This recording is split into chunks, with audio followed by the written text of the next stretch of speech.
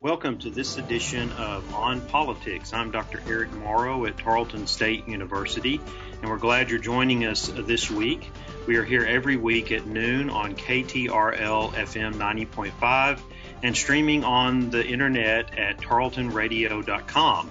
You can also catch us after the show on SoundCloud to download today's or previous episodes, and you can also find us where you download your podcast. So as we work to do almost on a weekly basis to bring you quality interviews on very critical topics, it's my pleasure today to welcome Dr. Bruce Bechtel, professor at San Angelo State University. We're glad he's joining us today because he is one of the foremost experts on the Koreas and on that part of the world in East Asia, formerly faculty at the Marine Corps Command and Staff College and the Air Command Staff College. He also served as an adjunct visiting professor at the Korea University Graduate School of International Studies. He served as a senior analyst for Northeast Asia in the Intelligence Directorate and the Joint Staff in the Pentagon. And he is author of the recent book, North Korean Military Proliferation to the Middle East and Africa, Enabling Violence and Instability. And the one before that, North Korea and Regional Security in the Kim Jong-un Era, a New International Security Dilemma. Dr. Bechtel, we're glad to have you with us today. Glad to be here. Thank you for inviting me. Well, we try to bring in international issues on a regular basis on this show, especially our broadcast and the Cross Timbers area. We reach into the Fort Worth area some as well, but with our mix of local, state, national as well, international issues need attention as well. And I think that's really my first question for you today with your background and the research that you've done and the experiences that you've had. Why is East Asia and specifically what happens on the Korean Peninsula, why should that be important to the average person? Not just, and I'm looking at this in a global view, not just saying, for Americans, but why should we have an awareness of what's happening in that part of the world? Well, I'm happy to talk about it just as an American, since you and I are Americans. But let's talk economics and then talk security, because those are the two biggies for us in East Asia, specifically Northeast Asia. You know, in the Korean War in 1950, when Harry Truman took us to war, the streets in Seoul weren't even paved. And I don't know if you've been to Seoul any time in the past few years, but it's more modern than any city I've ever been to in America. The place has really changed. We went to war with those guys to help them in 1950 with 19 UN member states because it was the right thing to do, not because it had any effect on us regionally or economically. That has all changed. If you look at our relationship with South Korea now, of course, I have a bias because my wife's Korean. So, of course, we all drive Kias. And we just got an LG microwave. But, I mean, beyond that, Koreans have become an integral part, and Korean Americans, of American society, including here in Texas, in places like the Dallas-Fort Worth area as well. South Korea is our sixth largest trading partner. South Korea has the 10th largest GDP on Earth, which makes them an economic powerhouse. And at the same time, you have right on their border another nation that's also of Koreans, and now we're getting into the security side, where they have been malnourished for so long that the average North Korean is a full head shorter than the average South Korean. It's quite compelling. This is also a nation that has nuclear weapons, and they have a platform that can carry them at least to the west coast of the United States, ballistic missiles.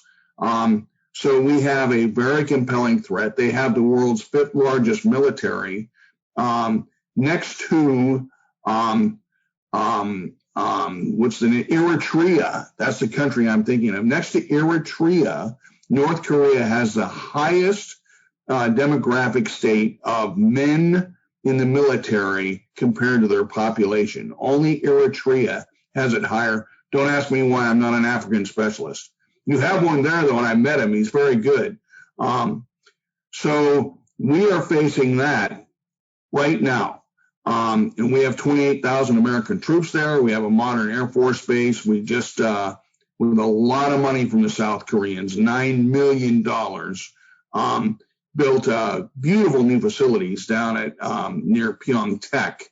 So when we're talking security, we're both facing the North Korean threat, a nation state that is in disruption right now for a lot of reasons, including the COVID virus.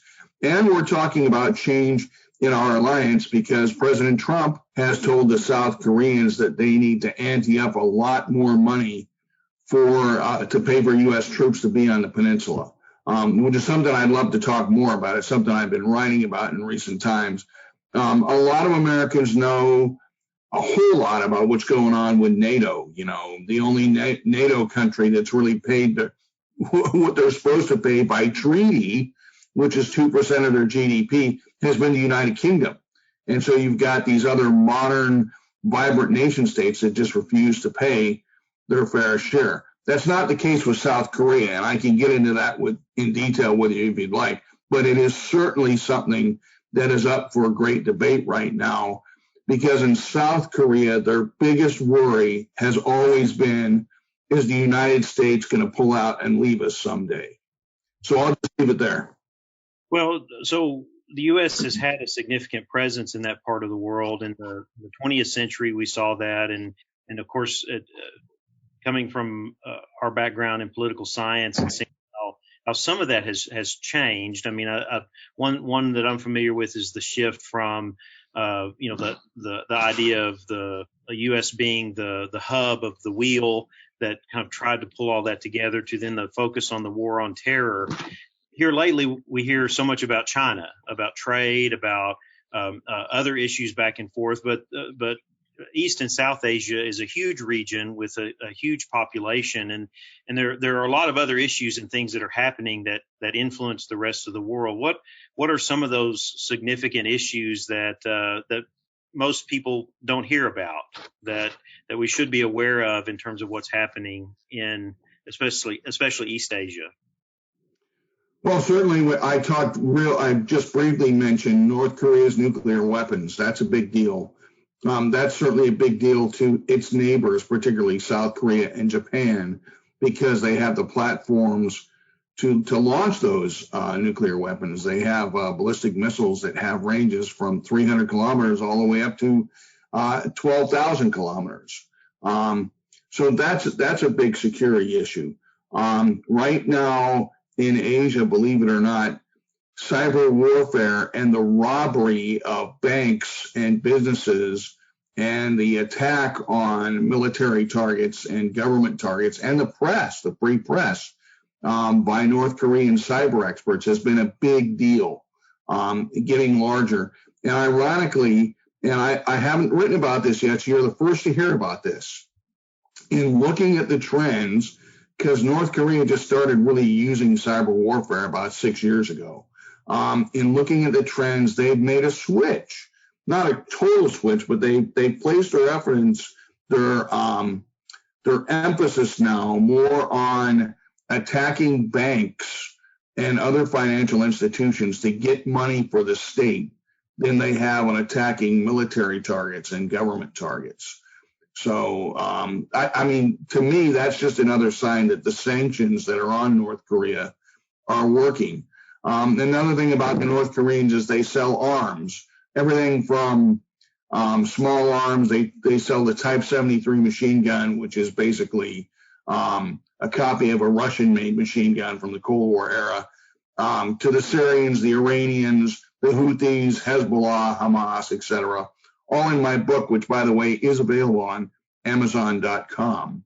And they sell everything from that rifle through tanks, aircraft, chemical weapons, and, of course, nuclear weapons in the Middle East. And so we've seen that. The UN panel of experts reports have been very good about telling us about that. So I think what's interesting about that, and quite compelling as well, is the fact that this ties Asia to the Middle East. And now we've just seen a huge treaty signed, or agreement, I guess you'd call it, between China and Iran everything from, construction projects to military aid or military buying. China's not going to give them anything. Just signed between China and Iran. So China's obviously trying to get a footprint over there. And I think that leads to something many of your listeners have probably been seeing a bit on the news, which is, the Chinese-American Cold War that seems to be developing fairly rapidly, much more rapidly than I thought I would. But a lot of us who study Asia for a living, yourself included, probably thought that this was inevitable sooner or later. And so we're seeing that. I would expect, the kind of people that listen to a show like this are going to be the kind of people who read newspapers a lot and read journal articles and books and things like that.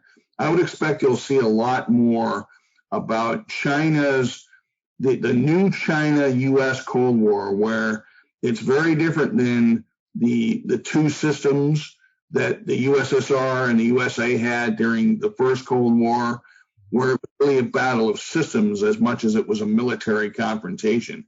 Well, China and the United States are both in the same global system. So it's going to be very interesting to see how, because this is all about IPE, International Political Economy. It's going to be interesting to see how our two economies go after each other, because we're in the same system. We sell to the same people. We invest in the same places. Our consumers consume largely the same types of things. There'll still be sides, the quote unquote good guys and bad guys. Hopefully we'll be the good guys. But, I think that's going to be a very compelling issue. I have many friends. Obviously, I'm a retired Marine. I spent 6 years after I retired working for the Defense Intelligence Agency in the Pentagon. And so I've always focused on military stuff. But in Asia, with the big economic powerhouses there, China, Japan, Singapore, South Korea, economics is what it's all about. And the economics that China has used to make itself the things they have done to make themselves an economic world power are going to be applied to their military. But it's the economics that I think gain the attention of President Trump. And I think that that's what's going to, no matter who the president is after this November, I think that's going to be a big deal on their plate, from day one. So do you see U.S. foreign policy in that region? I mean, maybe we can even go back into the Obama administration, but bring it forward into the Trump administration. Or is that, do you see that anticipating some of this that's happening? I mean, what are we doing on our part to be able to engage with what's happening? Because I know, you talk about the expansion of China into the Middle East. China's been in Africa for a long time now in terms of the economic investment and infrastructure projects and so on. And it's a little bit different footprint, I would say, probably than the Middle East because of just the different dynamics and different types of countries and where they are on the international level. I just don't know how do you see how we've engaged with that with our foreign policy efforts. And this is kind of moving beyond just the kind of surface things of the meeting Kim Jong-un and all of the things the media has given attention to the more substantive things of how we're positioning ourselves. Well, let me give you two anecdotal stories on that if I can, since we're in the kind of program where I can kind of ramble on a bit. Hopefully not too much. But I had a student 2 years ago write her thesis on China's involvement in Africa, which you just talked about. And she and her husband were both, I would call them bush pilots, but that's not probably what they're called. They worked for an NGO operating out of Mozambique that was going into Sudan on a routine daily basis and helping out with the human rights situation there. And as she was doing this and going to school online with me, she was seeing Chinese everywhere in Sudan. And it really piqued her interest, so she decided to write a paper about it. Great paper. She's now the vice president of that NGO, and her paper scared the living daylights out of me because there are certain rules, international norms that nation states like the United States follow, and the Chinese government does not follow those rules. And another anecdotal story about China and Africa was, everybody knows who studies Africa a lot. And as I said, you have an expert there who I've actually drank beers with. He's a great guy. And he, by the way, did a reference for a book that one of my friends here in our department wrote on Africa. So thank you. But yes. He and I were talking about Nigeria and how corrupt Nigeria is. And what's so crazy about that is Nigeria is probably less corrupt than a lot of other sub-Saharan African countries. But Nigeria got so corrupt and was so filled with violence that a lot of the American oil companies, like from here in Texas, just pulled out, said, we can't do this. We're not going to do this. We're not going to hire 400 guys with machine guns to patrol our pipeline just because you can't keep people from trying to steal oil. You know who went in and was happy to do that? The Chinese. So, we can expect, I think, to see a lot of that in the Middle East. I think the big difference is, most of the countries, certainly in sub-Saharan Africa, except for South Africa, perhaps, are very poor. And so, a lot of loans from China, a lot of, if you let us build this, we'll build this for free, but then you got to let us use your port facilities type stuff. That does not exist in the Middle East. Iran's a rich country, because of oil. And so I think a lot of this is as much strategic as it is economic. And it's certainly something that rates watching in coming years. Now, what else is it you wanted me to talk about? How we're preparing in terms of our own foreign policy and engagements in those regions, or at least do you see this kind of building to counter China in any way in those areas or regions, or how do you perceive that both the previous and current administration are trying to navigate this going forward? Well, I don't want to sound like a partisan Republican or a partisan Democrat. And I guess I really don't need to, because in this case, it applies to both. We were kidding ourselves when it came to the Chinese. And you look like you're younger than me. I'm 60, but I'm an old man. And neither of my daughters have given me grandchildren yet either, by the way, which is disappointing. But, going all the way back to George H.W. Bush, we were talking about China and the issues with China, the corruption, the human rights issues, the fact that if something was made in a factory in China, it was manufactured in a far different way than if it was made in Cedar Rapids, Iowa, for example. And I think that's very important. Presidents would always talk that when they were running for office, but once they got in, all these big American businesses who had so much money, still do, had so much money tied up in China, would always talk it down. And so we've basically been kidding ourselves for all these years. It's been at least 20 years now, as China's economy was booming, growing at a faster rate than every economy basically on earth, except for India, which I think is great. India grows faster because it's a democracy and there's less corruption. But, we see this and we keep, that'll get better. They'll fix it. No, everybody's seen what's going on in Hong Kong right now, and that's a preview of coming attractions. Everybody knows that when the Chinese get in an economic relationship with another country, it's far different than if we do, that is to say the United States, because they don't play by the same rules we do. And yet everybody kept killing themselves because so many Americans were making money hand over fist by their foreign direct investment in China. I think that has come to or close to a screeching halt now. There's many good things and bad things about what President Trump has done. But one of the great things that he's done, in my view, is get Americans, guys like you and me always look at it. But my daughter graduated from the University of Iowa, and Trump actually got farmers in Iowa talking about the China problem. And I think that's important. We have to all think of this as an issue not against the Chinese people, but against the Chinese Communist Party, the guys running that authoritarian government there who refuse to follow the same rules as everybody else in the global economy. So we're right in the middle of a presidential election that will happen here in a few months. We all look at how that election is viewed within our own context here in this country, and of course, a significant amount of attention is given to that. But elections, U.S. elections are watched and are very critical in the way that they're viewed overseas and around the world, and especially in Asia.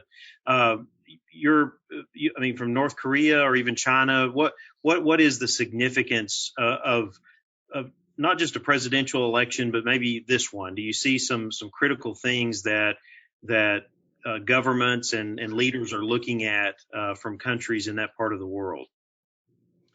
Well, that's a great question, by the way. Are you an Asian specialist? Well, I almost went that direction. I took a summer of Mandarin. I was going to do East or Southeast Asia at some point, and I ended up going in a different direction. But I've taught a course on East Asia a couple of times, so that gives me a little bit of background. Yeah, that's fun. It's fun. For whatever reason, I like being in Asia a lot more than I like being in Europe. Although I was in Geneva last September, and it is a beautiful city, I have to say. There is no place like Geneva in Texas. But you asked about, other countries watching us. I think, for example, because you brought up North Korea first, I think, for example, Kim Jong-un, without a doubt, is watching the American elections. I mean, we all are, because the elections right now look like they're going to be very close, not just for president, but for the House and for the Senate. Perhaps not in places like Texas, but a lot of other places, swing states it will, obviously. He's watching that because, I remember when Obama was running for president, he said he was going to talk to these authoritarian leaders. He didn't. I mean, his other people, Kerry obviously talked to the Iranians, et cetera. But Trump has talked to Kim Jong-un, and what we've seen is kind of a tap down, if you will, in the rhetoric and in the tension. Now, North Korea has not done anything that should make us lift sanctions against them. They still sell, chemical weapons to Syria, for example. They still abuse the human rights of their own people in ways that would just shock the average American. But at least they're not talking about pointing nuclear-tipped missiles at us. That's a good thing. Will that stop when, if, I don't know if it's when or not, but if Biden wins the election, how will that bode on the relationship that we have had with North Korea since 2018? The answer to that is, I don't know. Because I'm sure you watch politics as much as I do, the Biden folks have not really talked about their Asia policy, hardly at all. Not just North Korea or South Korea, but Japan, which we haven't talked a lot about today, but Japan is a huge ally, 50,000 troops, fourth largest trading partner. I have always argued that they don't need ballistic missile defense because they've got Godzilla. He can just slap those missiles down in the sky. But, very important allies, economic and military issues over there haven't been discussed by Biden yet, largely because, I really don't want to blame him or anybody else, largely because, as you know, and every American knows, the coronavirus has just cast a shadow over everything. That's all everybody's talked about, probably with pretty good reason, for the past 4 or 5 months. So we'll see. I don't know, but like you, I'll be watching. I think the Chinese are watching this election. Getting back to Joe Biden, I know that his son was set on the boards of a couple of Chinese companies. that may all be coming to a screeching halt. I mean, how can we? I mean, we went through this before, right? I mean, like I said, I'm an old man. I was a gunnery sergeant in the Marine Corps in 1989 when Tiananmen happened, and I remember being in the staff NCO barracks in Kaneohe, Hawaii, and watching that brave young Chinese kid who just stood in front of the tank. Remember that? Yes. And I said, that has to be the coolest dude in Asia.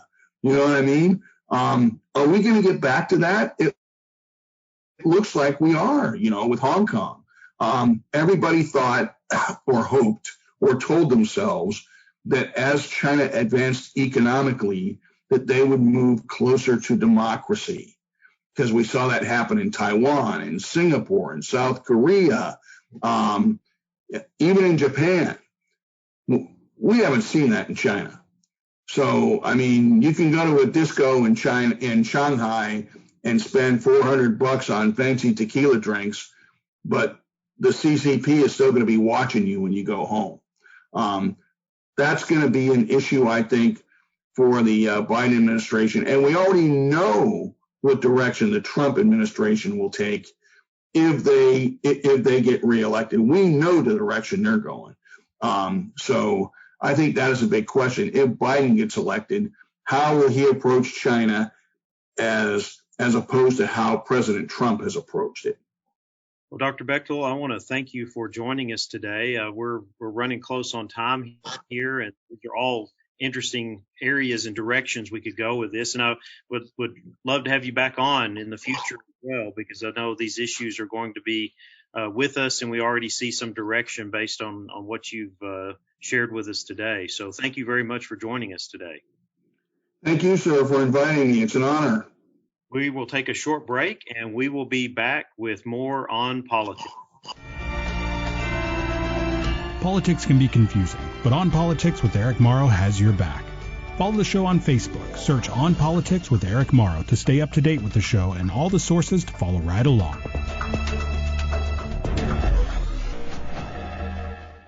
Welcome back to On Politics. I'm Dr. Eric Morrow at Tarleton State University. And today, for the second half of our show, we are joined by Luis Figueroa, who is the Legislative and Policy Director of Every Texan, formerly the Center for Public Policy Priorities. And we're glad to have you on the show today, Luis. Thanks for joining us. Thanks for having me. I'm excited about this. Appreciate it. Well, your experience, having worked in the Capitol with senators from El Paso and Houston, and in the area, and issues related to civil rights with the Mexican American Legal Defense Fund, and now your policy focus with Every Texan. One of the things that I promised my listeners on the show is that we will get to the critical issues that will most likely be the focus, or maybe should be the focus, of the Texas legislature when they meet this coming January. And so I wanted to reach out to you and get your perspective on some of this so that we could give our listeners a little bit of a preview, or maybe some things to think about in terms of advocacy and engagement with what's going to be going on and what will be the kind of the challenges and issues that'll be at the forefront. Before we get into that, though, some people may not know what Every Texan is and what the focus is. So give us a little bit of background about what you do and what Every Texan does in terms of focus on policy and advocacy. Absolutely. So as you mentioned, we are formerly the Center for Public Policy Priorities. One of the reasons we changed our names to Every Texan is because we fundamentally believe that social justice begins and requires policy. And, public policy is at the heart of social justice, in the sense that at the end of the day, you're trying to create a change to create equity, equity for people of color, equity for low income, equity for communities that have been marginalized in the state and the country. And so that is our niche. Our niche is working on policy. We have some of the experts in the areas of healthcare, Medicaid, school finance, budget and tax policy. We work on immigrant rights. We work on access to food. So, those fundamental issues that are about uplifting communities and those policy needs at the state, in local, state, and federal level. But I will say we spend a lot more time on the state level with our proximity to Austin and our expertise on state level policy. Well, knowing some of those areas that you've mentioned are not only ongoing concerns and challenges and certainly major issues of focus in the state of Texas, we're in the middle of a pandemic. It's hit Texas very hard in terms of the demand on healthcare, on hospitalization, not to say those that have the lives that we've seen lost because of this, but what have you seen? What specific issues that you see have really moved to the forefront? And I'm asking that because I would expect these are probably going to be the focus of at least some legislators, if not many, in the upcoming session, especially those issues that you see are very challenging, given the policy areas that every Texan tries to address. Absolutely. It's going to be such a very different looking session in this pandemic environment. COVID-19 has really been a game changer in so many ways. But what it has done is highlighted the inequities that have always existed, the inequities in healthcare coverage. And so we spent the beginning part of the COVID really focusing on trying to get free testing and treatment for all communities, especially those that lack insurance, health insurance, and those that are immigrant populations. We focused on the unemployment. There were so many barriers to getting unemployment benefits. You may remember when everyone was starting to really lose their jobs and furloughs and layoffs were happening. People were having a really hard time accessing the Texas Workforce Commission to apply for their unemployment benefits. Access to food was a huge issue. Many children, their meals come from school. And so when you close down schools, we saw those huge lines in San Antonio for people trying to access food services at the food pantry and food banks. And so we worked on trying to get electronic benefit transfers so that people could use a card and get access at other places and grocery stores. And so these are the fundamental inequities that were exposed because of COVID. And I think next session, one issue that I definitely want to highlight is the issue of Medicaid expansion. Other states, we are no longer, every state that borders Texas has now done Medicaid expansion, including Oklahoma and Arkansas and Louisiana, red states. And Texas is one of the few lone holdouts on this area. And so we are really trying to create some movement that suggests that we should really need to expand our access to health insurance because we are the state that leads the nation on the uninsured rate. So that's an area where COVID again has shown the inequities, and we're really hoping the legislature will address that in some manner. You made that the connection with or talking about health insurance, and if we look back, and we seem to have made some progress when the Affordable Care Act was passed, and knowing the high rate, and I track this in my classes, and we talk with this about students, especially among children without access to health care, individuals, singles that were, individuals that may not have it provided through their employer and might have to look for it privately. And so it seems like you're saying, we're going back the other way now. A lot of this is connected with the challenges of poverty on the one hand, but also maybe underemployment and the lack of insurance maybe being provided by employers. And so you have families that just can't afford it. Where do you see some of those connections? I know every Texan has done a tremendous amount of work in the past focused on the effects of poverty in relationship to education and healthcare. Where do you see some of the critical issues there that may or may not be addressed in our legislative session? I mean, I think on one hand, and we'll get to this in a moment, the focus is really going to be on the budget and revenue and what budget constraints may be in place. But I think it's important that we keep these issues in front of us to know about the quality of life of people throughout the state and the struggles that they're finding. So a couple of connections here on these issues. Yeah, well, let me start with where you started, the Affordable Care Act. Texas is one of the states with our Attorney General leading the way to repeal the Affordable Care Act that is going to be up in the United States Supreme Court pretty much right after the election. And of course, with that goes the coverage for pre-existing conditions, the subsidies for marketplace health insurance, and all the other protections that are created by the Affordable Care Act. We as a state have been very reluctant to pull the federal funds to draw the funds to increase access for health insurance for those who don't have it through their employer. And through COVID, as I mentioned before, with all these folks becoming unemployed and the growing unemployment rate, they're losing their health insurance with it, which means they have to either go to the marketplace or rely on Medicaid. And so that connection is going to become more and more clear that if we don't come up with a solution, Texas is going to be in a really bad shape if we don't have the access to the health care that so many children and adults rely on. Now, I will say on CHIP, the Children's Health Insurance Program, one of our advocates, Ann Dunkelberg, who's really the expert in this, was instrumental in passing the Children's Health Insurance Program. And so that has been one of the great programs in Texas, but we need to grow from that. One of the issues we worked on last session was that there's so many barriers for this continuous enrollment. So children oftentimes have to go back to the state agency to re-enroll for their health insurance. And what we have found is that every time you make them come back, you lose more and more kids, and you make them, fill out documentation, and you make them fill it out every month or every few months. That barrier results in people being dropped, even though they would totally still be eligible. So we were working on trying to get continuous eligibility last session. We were able to pass that through the House. It stalled in the Senate.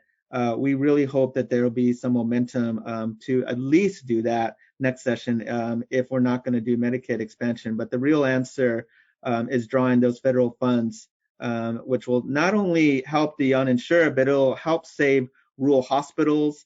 It'll help save these healthcare providers that are in desperate need of these Medicaid dollars. And so it is a win-win across the board, and which is why red states all across the United States have been adopting it many times through ballot initiative, but also through the legislature. We know that these issues are going to be impacted by the current budget crisis. Already, we saw it at an institution of higher education. We got the 5% cut in this cycle for this year, and we'll see it again next year. But I think all eyes are already on that next budgeting process for the biennium, with the release of the budget guidance this week for many state agencies. And so that combined, I think there's two facets here I'd like to ask you about. One, combined with demographic growth, which Texas has seemed to be challenged with over and over again, with having the revenue to keep up with that growth. Some of our highest items in our state budget overall are education, Medicaid, healthcare, looking at those areas. But as you've shown, and every Texan has, and other data shows, it's just not enough. What do you see are some of the risk and challenges here going into this session, knowing that we're probably going to see some budget constraints in place? And maybe what are some ideas do you see? What are some things the state could do? I know as an organization, you've advocated for a number of changes to the way that we do our revenue system in the state.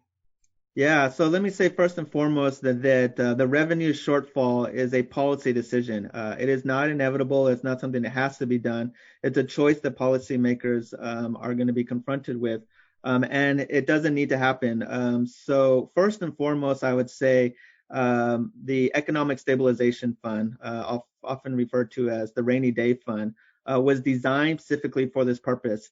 We have seen in years past where legislators say, no, you're only supposed to use the Rainy Day Fund when it's a weather-related crisis, which is completely not true to its historic. And then when it's an economic recession and we want to use it, they say, or the opposite, when it's a weather-related event, they say, no, it's really supposed to be used for an economic recession. So they'll flip-flop depending on the session. Ultimately, the Economic Stabilization Fund purpose is to provide the relief when the revenue is short for a short time session, so that you don't have to cut public education, you don't have to cut healthcare services, so the families don't suffer, and you can expedite the recovery. The more people you have that aren't able to get access to healthcare or to food or to education, or particularly the industry that really gets hurt the most during these recessions is the higher education industry, and specifically the students, because there will be cuts to Texas grants, which are not constitutionally protected. And that means that those students aren't going to get the skills necessary to get the good jobs down the road. You're decreasing the investment on economic growth long term. So first and foremost, we got to use the rainy day fund, the Economic Stabilization Fund. Secondly, there are a bunch of revenue options. We got to grow the pie through using different revenue sources. And one I'll mention real quickly is these chapter 313 chapters, where we give corporate tax cuts to corporations who are coming to Texas. A study has found that many of these corporations will be coming without those tax cuts, and then the school districts who are relying on those tax cuts, they get paid they get held harmless by the state. But at the end of the day, the state is footing the bill for these tax cuts, which is reducing our overall revenue. That is an inequitable system, because these corporations are not the ones who need it the most. The school districts could be getting that money directly from the corporations. And as we have, you demonstrated through study after study, the tax cuts are not what's driving the companies to come. A lot of times it's because of the geography of what is provided in the state, the access to the oil or to the fuel or whatever they need is only available in that area. So that's just an example. There's a whole bunch of different ways to increase revenue, but we're going to have to think outside the box and take some tough decisions to get that done. And that's why we say it's about policy. It's about those decisions, and it's not an inevitable situation that we have to cut services to families. Just staying on that for just a moment, because I know we come back to this in our classes a lot of time, and looking at the long-term picture and knowing that that's very significant challenge in Texas to look at any kind of major constitutional reform that might pave the way to changes in fiscal policy. And what I mean by that is, I think this as well, is that our revenue system is so constricted by the way it's set up and what the legislature can or can't do. There's not any really movement. I always tell my students there are not people with pitchforks and torches on the stairs of the Capitol in Austin claiming for constitutional reform, wanting constitutional reform. But so there are others out there who've said that we need to make some incremental changes or short-term changes, because just the revenue is not keeping up with demographic growth. And thus these kind of essential services that we see in education and healthcare, others are just continuing to fall behind. They're not sufficient for what we need. Where do you fall? Where does every Texan fall in that, and seeing what are some of the things that we could look at changing that might have an impact and not have a more devastating impact on the people who are struggling with the resources or the services that we have? I think people need to connect those dots. So you're right. There aren't people, breaking down the Capitol doors, asking for, constitutional provision changes or, tax and policy change. But what they are clamoring for is access to higher education, right? Parents and kids are being completely priced out of higher education. They are asking for teacher pay raises, where teachers are, struggling to make a living, particularly in certain parts of Texas. We know rural communities are really feeling the effects of education costs and healthcare costs, and not having access to hospitals and healthcare because the hospitals are closing down or they're too far away to get access to. So when you connect the dots between the services and the funding, people realize that we do need fundamental changes to our tax and policy proposals. And what we call it is updating and modernizing our tax code. Give an example, natural gas was originally given this big tax cut because of the economy that what it was created in. Now we're in a completely different economy, and so maybe it's time to update it. Gasoline tax hasn't been updated for inflation in decades. I think it was in the early 90s, the last time it was updated. And so it's not really about like changing the entire thing, but it's about updating it, modernizing it, making it more reflective of the economy that we're in and the actual needs that we're in. As you mentioned, demographics have changed the circumstances, the industries have changed, inflation has changed. So we just updated our tax code. We would be in a much better position, and it wouldn't require a complete revamping of everything. An update would get us, pretty far along the way. Very good. Yes, and that might be more incremental and might be more likely to happen if we can look at that. I wanted to just kind of turn this a little bit, still stay focused on every Texan and what you do, but I think a lot of people or listeners, and I see this with students in the classroom as well, when they look at the legislature and the legislative process, they think, everybody gathered in a room, they talk about it, and then they take a vote. And from your experience that it's a much more engaged and intense process than that. Where are your efforts on behalf of every Texan? What does it really take to get started with the issues that you will be focused on in this next legislative session? We've got an election coming up. What will you be doing between now and the opening of the session and even beyond that in order to try to move some of these issues forward? Absolutely. And it's such a crossroads time. We will potentially have a new speaker. I mean, we will have a new speaker because the current speaker has not run for re-election.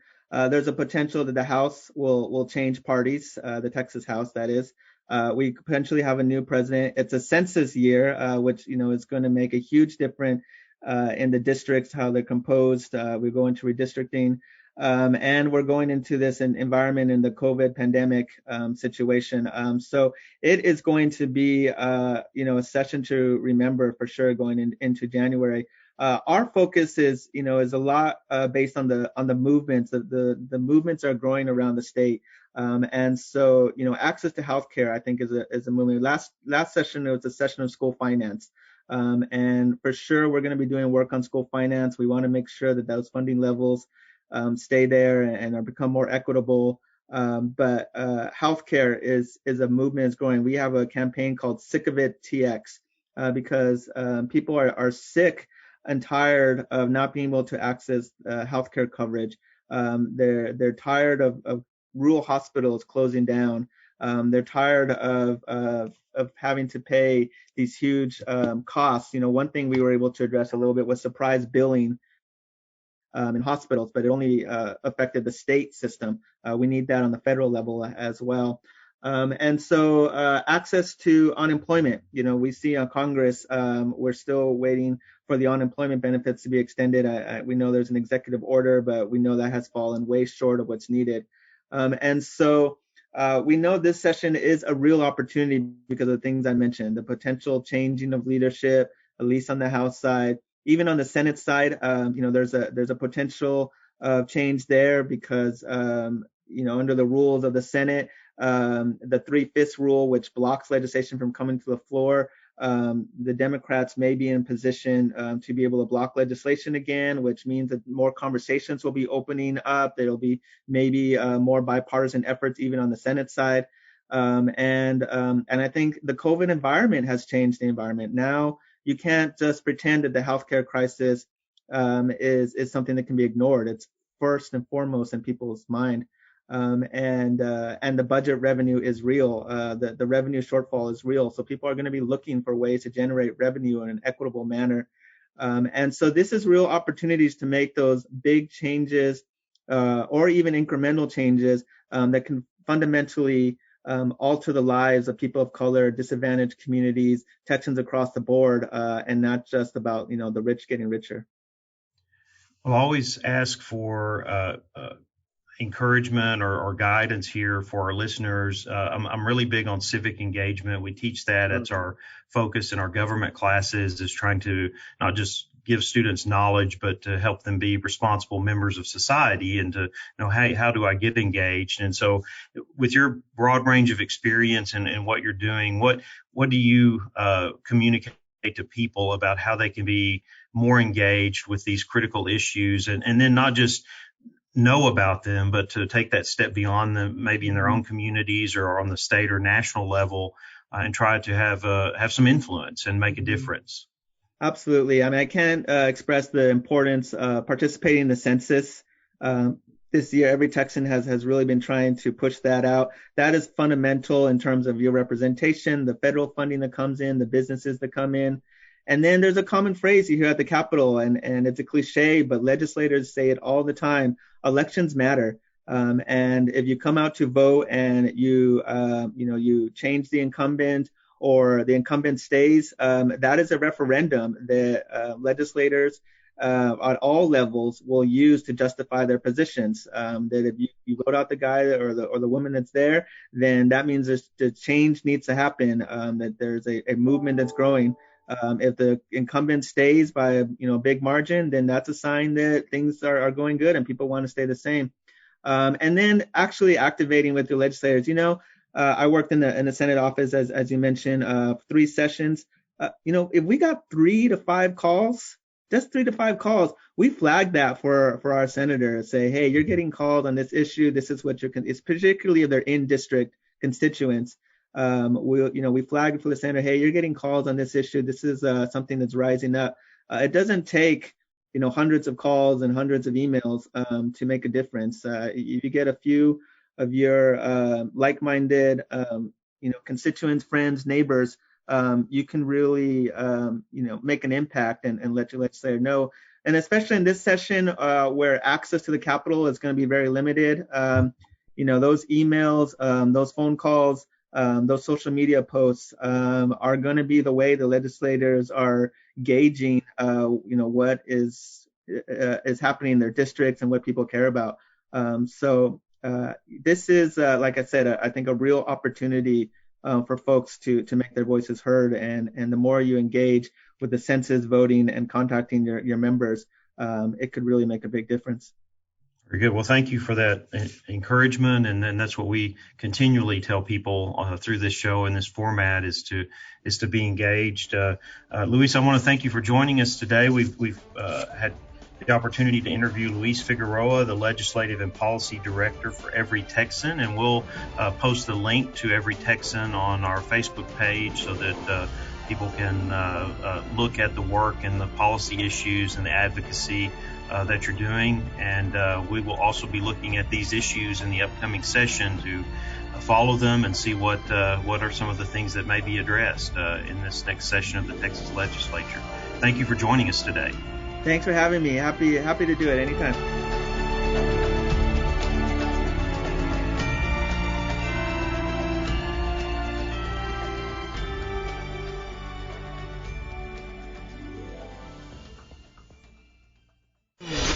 This has been a Tarleton Radio Network podcast with production from AJ Heyer and Taylor Welch.